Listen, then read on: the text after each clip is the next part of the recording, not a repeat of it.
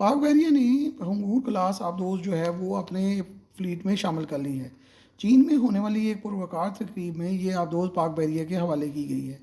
ये इस क्लास की तीसरी आबदोज़ है। कुल 8 आबदोज़ों का ऑर्डर दिया गया था, जिसमें से 4 चीन में तैयार की जाएंगी और 4 पाकिस्तान में तैयार होंगी। हंगूर क्लास आबदोज़ चीन की टाइप 039B की एक्सपोर्ट शक्ल है। 6 जुलाई 2015 में ये मुआहदा जो है उस पर दस्तखत हुए थे और ये आबदोज़ जदीद तरीन आलात से मुज़य्यन है। और पाकिस्तान इससे पहले अगस्टा और डेफने क्लास फ्रांसीसी आबदोज़ें इस्तेमाल करता आया था, जो कदरें छोटी थी।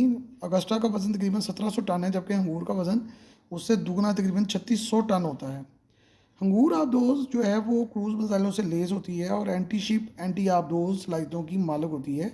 ज़मीनी टारगेट्स पर ये क्रूज़ मिसाइलों से भी हमला कर सकती है। ये आबदोज़ एयर इंडिपेंडेंट प्रोपल्जन सिस्टम के बायस 20 दिन तक समुद्र के अंदर रह सकती है और इसकी रेंज तकरीबन 768 नॉटिकल माइल होती है।